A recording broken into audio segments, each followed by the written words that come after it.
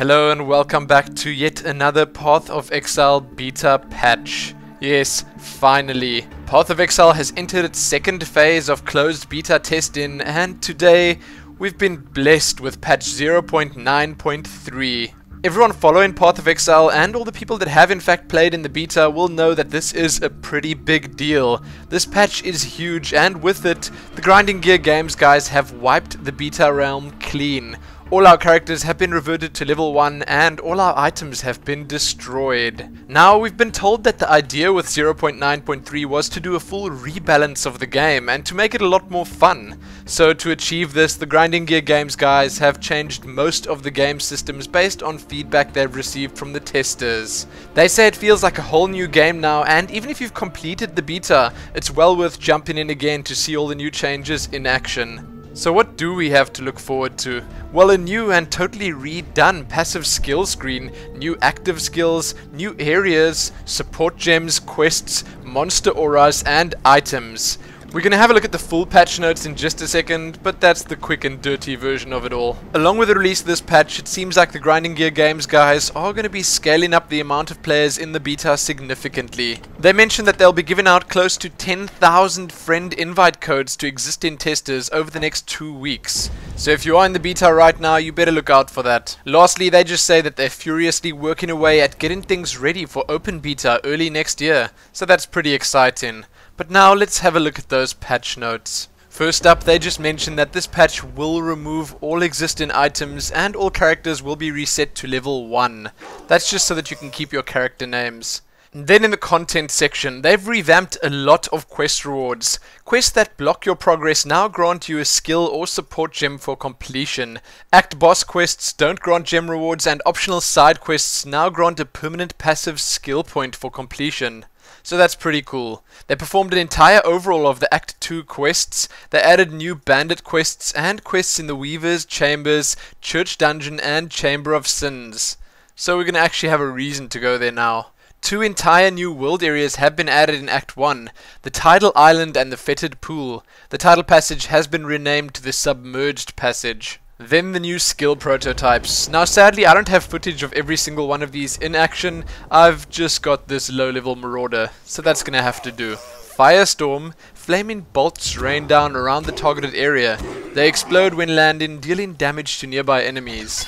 Heavy Strike, attacks the enemy with a forceful blow, knocking them back. This requires an axe, mace, or two-handed weapon. Dominating Blow, attacks the enemy with a melee strike. If an enemy is killed shortly after being hit by Dominating Blow, that enemy is revived as a minion until the skill duration ends. That sounds quite useful. Rain of Arrows, fires a large number of arrows into the air to land at the target after a short delay.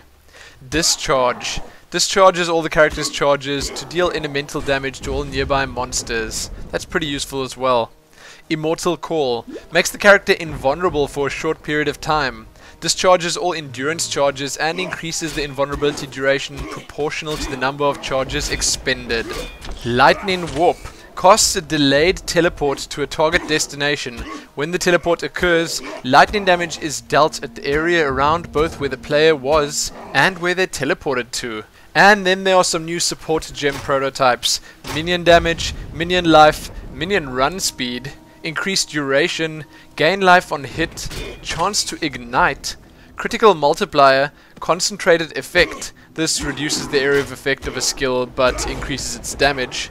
And lastly, Cold to Fire. This turns a percentage of your cold damage into fire damage. Then there's a new item series, the Strength and Intelligence based one-handed scepters. Then a couple of new currency items. Divine Orb, rerolls all values in mods on an item while leaving the mods intact. Orb of Fusing, rerolls socket links on an item. Chromatic Orb, rerolls the color sockets on an item. And the Jeweler's Orb now rerolls the number of sockets on an item while keeping socket and link colors intact if they still exist. They changed the layout of the terraces to streamline the start of the game a little bit, and 2 new bosses have been added, one to the terraces and one to the mud flats. They apparently have some really interesting skills to look out for. Now let's have a look at the new features that have been added. Monster auras are in the game. Rare monsters now spawn with an aura which affects nearby monsters, and these can apparently stack. The ones that are available right now are Resistances, energy shield, accuracy and critical strike, speed, damage reflection, elemental damage reflection, medium damage increase, large damage increase, and life regeneration. Sounds pretty interesting.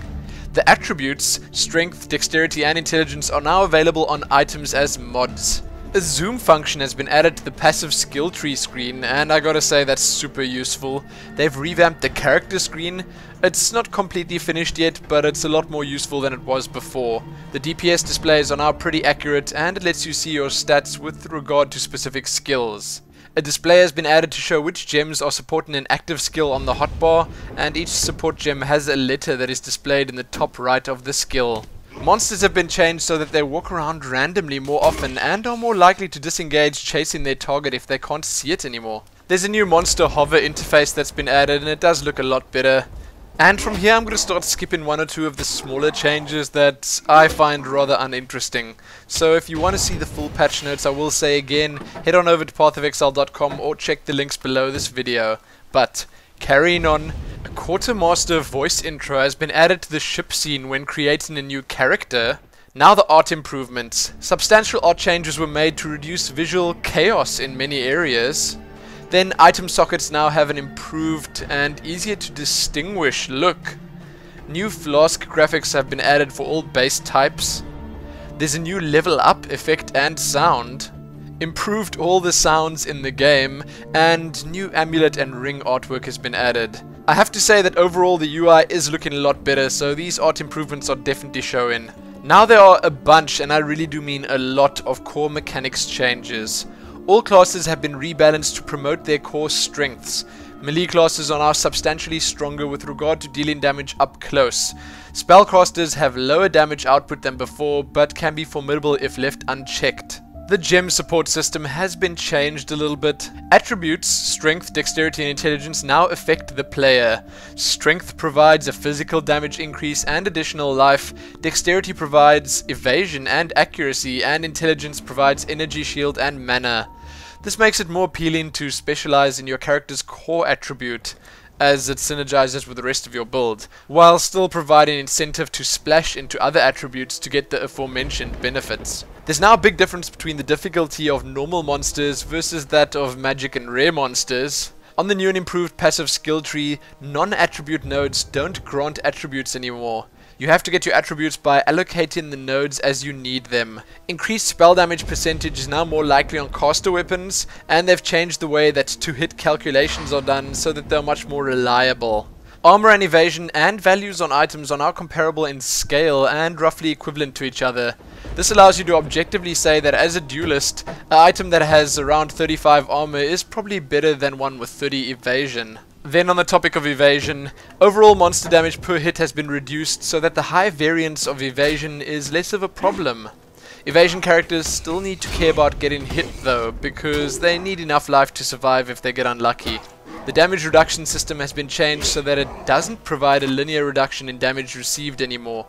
The equation now reduces the damage based on the size of the damage you take. The critical strike system has been changed so that your weapons and or spells have a direct critical strike percentage that other things modify.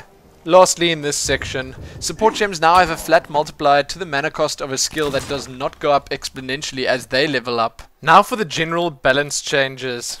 Single target skills are now designed to be substantially more meaningful than before. I'm pretty happy for that. It should now be a viable strategy to kill the enemies one by one as opposed to before where you were just forced to use area of effect skills. Monster pack sizes in high difficulties were reduced slightly to facilitate this. Combat equations do not care about your level or the level of the monsters anymore. Base weapon types now have more appropriate implicit mods to create strong differences between them. For example, axes do additional damage and swords are more accurate. Every single weapon in the game has been rebalanced so that they now have a handcrafted progression of median damage, range, speed, requirements, and variations on their mods. Pretty much the same thing has been done for shields, rings, amulets, belts, and quivers. Strength-aligned weapon types now do slightly more damage than other weapons. Many weapon types now have implicit accuracy built in due to their dexterity alignment. Intelligence weapons have a higher critical strike chance. Bosses can only drop equipment now, and this was done so that they could control the distribution of currency items and skill gems better. They've completely rebalanced the drop rates of currency items. Energy Shield now makes it a lot harder to get stunned, but it doesn't prevent it all the time like it did before. Charges have been rebalanced, and they have large effects now because the default limit is 2 of each type, and it takes a substantial investment in the passive tree to get a large maximum. It's now much easier to get an appropriate socket configuration on items. The average number of sockets and links is a lot higher. Players now have a default critical strike damage multiplier of plus 50%. Monsters are now set to plus 30%. Higher difficulties have a substantially increased chance of magic and rare monsters spawn in. The Marauder and Templar now start with one-handed weapons.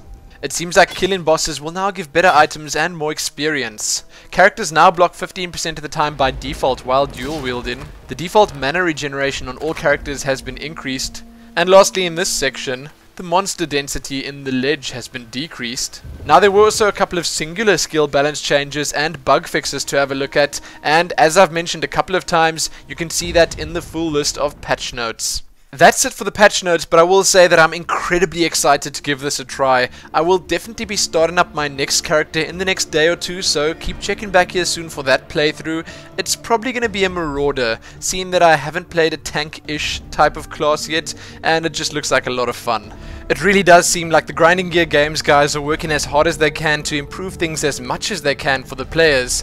I'm thoroughly impressed. Again though, if you want to read more about the patch notes or Path of Exile in general, head on over to pathofexile.com. You can obviously also sign up for the beta there. Sadly, that's all I have for you in this video. Check back here soon for more Path of Exile goodness and for the start of that Marauder playthrough. It is indeed going to be a grand adventure. Most importantly though, happy Path of Exile patch 0.9.3.